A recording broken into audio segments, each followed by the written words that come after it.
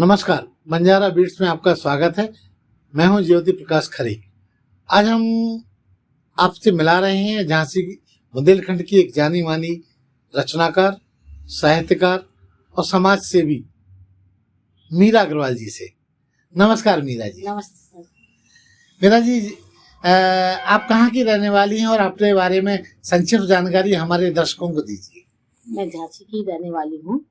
मैंने झांसी में ही पढ़ाई की है। बुंदेलखंड डिग्री कॉलेज से मैंने एमए हिंदी साहित्य से किया है और मैंने लेखन का कार्य बचपन से ही करती रही हूँ। पर जब हमारा बाल के विस्तार से हुआ संपर्क, तब से मैं साहित्य में ज़्यादा लगन और साहित्य से काम करने लगी।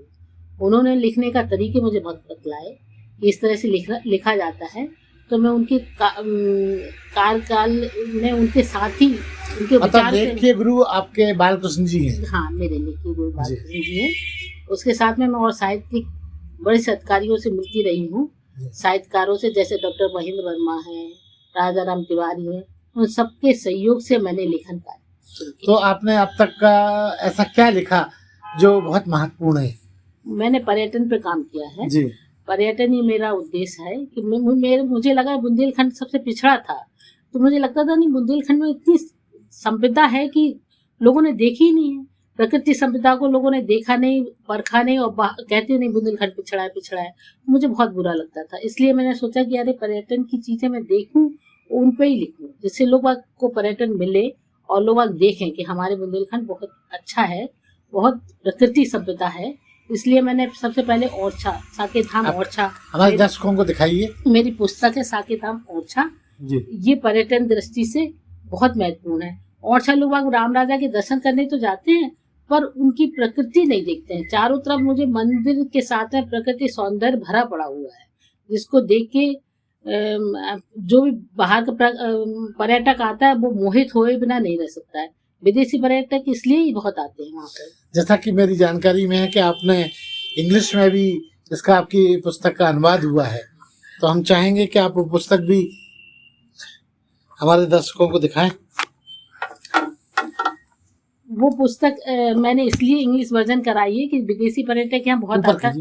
विदेशी पर्यटक बहुत आता है, वो हिंदी में पढ़ने में असमर्थ रहता था, तो मैंने इंग्लिश वर्जन कराया है, जिससे उनके लिए घूमना आसान रह गया है। इसमें हमने 56 जगह का वर्णन किया है, जबकि ओरछा में लोग राम राजा के दर्शन करके चले आते हैं। मैंने क्रमबद्ध तरीके से कि एक बार पर्यटक इस किताब को ले और क्रमबद्ध तरीके से पूरे ओरछा का दर्शन करे, ये हमने पूरा रखा है। तो इसलिए लोग, कैसा परफॉर्मेंस रही आपकी पुस्तक की? बहुत अच्छी परफॉर्मेंस रही है। इसको मतलब लोग इतना सराहते हैं, बाहर से लोग आते हैं तो पहले इस पुस्तक को लेते हैं, फिर भ्रमण करते हैं, और ये पुस्तक काफ़ी निकलती है। मेरी विदेश से भी लोग लेते हैं, वो 2000 में जाती है। तो यह इंडिया आके लेते हैं तो 500 में इसका रेट है, और लोग खरीदते हैं। अच्छा मीरा जी, इसके अलावा और भी आपने कुछ लिखा जो छपने को तैयार है? हाँ, वो गढ़कुंडा पे काम किया है मैंने, पर्यटन से। बरुआ सागर में किया है, जराय मठ, उन्नाव बालाजी, इनको भी लिया है, और वो श्यामला भी लिया है। ये सनकुआ श्यावड़ा का श्यावड़ा पूरा ही लिया। हाँ, मतलब श्यावड़ा ब्रह्मा के पुत्रों से बना हुआ था, ब्रह्म है ना वहाँ पे, इसलिए। तो ये सब चीज़ों का मैंने लिख रही हूँ, और कुछ लिख चुका है। अब झांसी पे मैं लिखना जा रही हूँ। झांसी को भी पर्यटन दृष्टि से पूरे, जो आजकल गवर्नमेंट भी कर रहे हैं, पुरातत्व विभाग जो उसका रेनोवेट कर रही है ना, वो सबको मैं लेना चाहती हूँ। और मैं चाहती हूँ कि ये भी किताब मेरी बन जाए। तीसरी किताब मैं उस पर ही ध्यान रख रही हूँ। और दूसरी किताब मेरी महाराजा अग्रसेन पे है। हाँ। जिसमें महाराजा अग्रसेन, हम लोग अग्रवाल है, पर महाराजा अग्रसेन का बहुत बड़े बड़े प्रोग्राम भी होते हैं।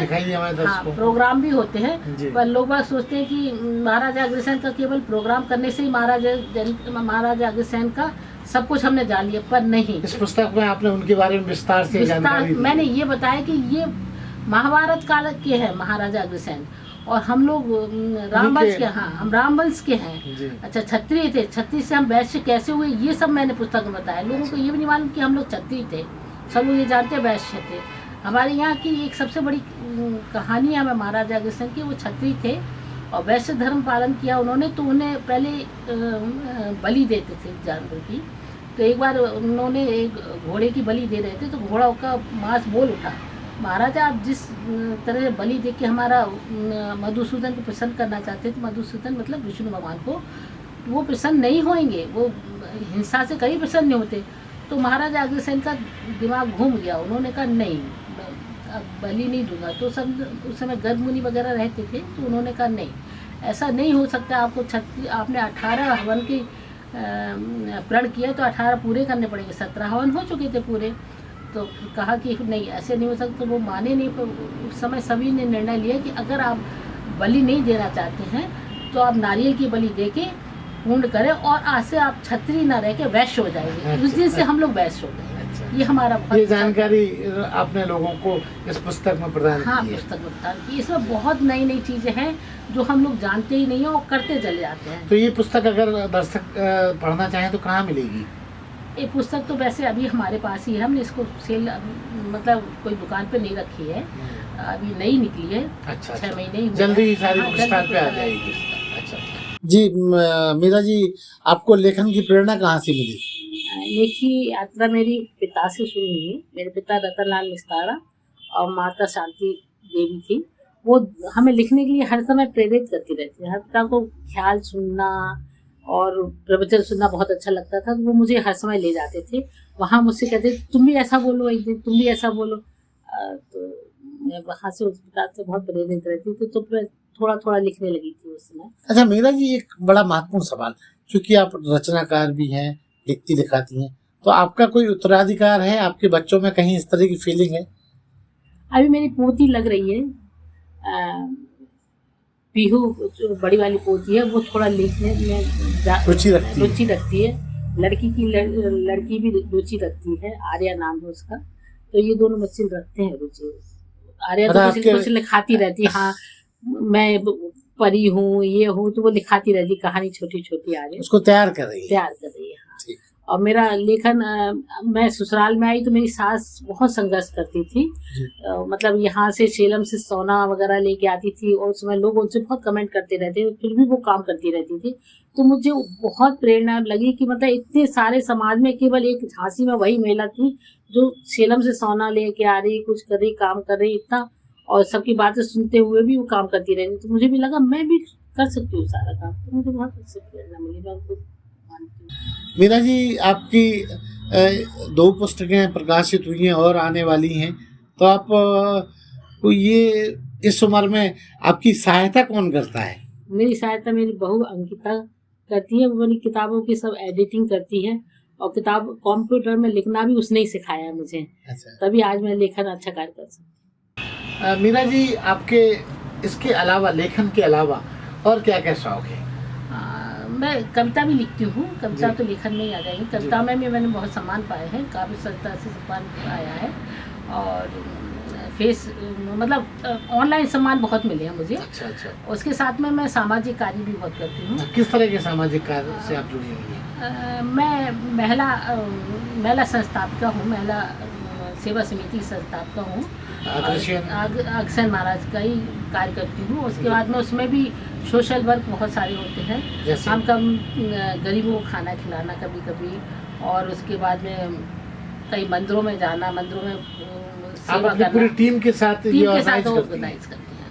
अच्छा। और पहले क्या था कि जब हम लोग शुरू हुए थे आज से 35 साल पहले, उस समय हमारे बुंदेलखंड की महिलाएं खासतौर से घूंघट में रहती थी, कोई बाहर निकलती नहीं, बहुओं को निकालने की अनुमति नहीं होती थी।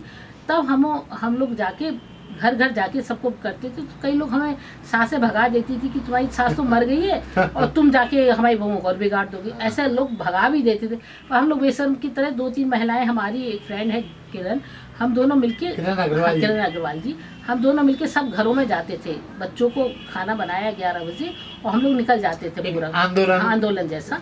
और 1 बजे बच्चे जब आते थे उसके पहले 5 मिनट पहले मैं घर में घुसती थी। तो उस समय मैंने बहुत कार्य किया। तो लोग मुझे भगाते थे, फिर भी उसके बावजूद भी हम लोगों का फरवरी में हम लोगों ने पिकनिक रखी बरुआ सागर। तो लोगों ने कहा अरे कौन आएगा। पर उस दिन बर्फ़ गिर रही थी और सारी महिलाएं जोश के साथ में निकल के आई, 2 बसें भर गई थी। अच्छा। हाँ, वो मेरा पहला आंदोलन था।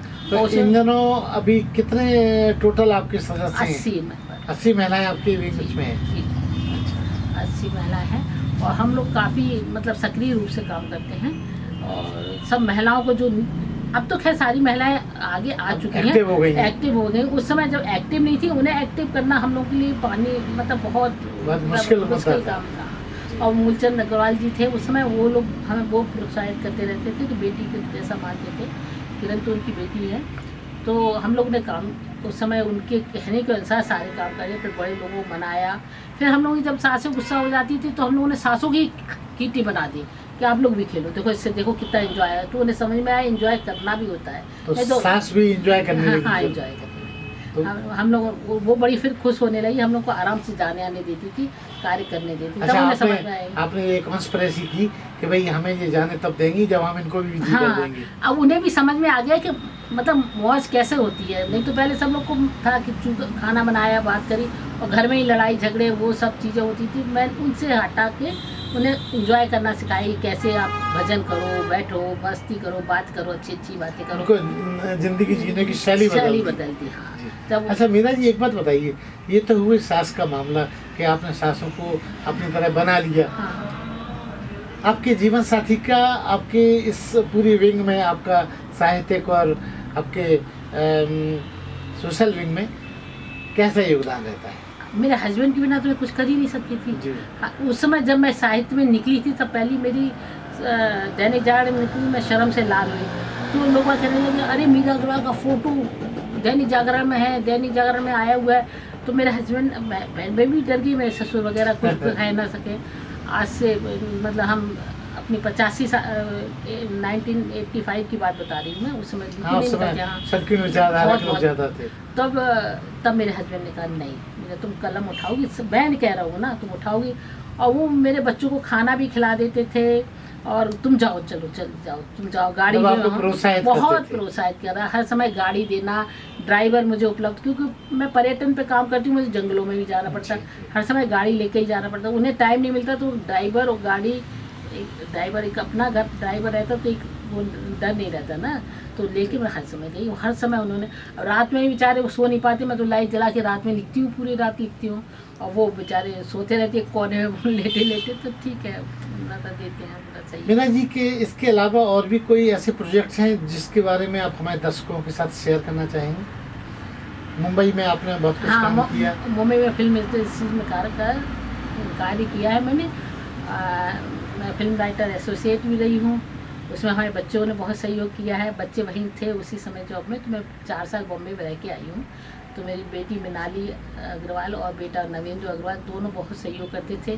मुझे फोकस चैनल पर भी लेके गए हैं, एकता कपूर की कार्यशाला में भी लेके गए हैं, और हॉलीवुड बॉलीवुड में काम किया है मैंने।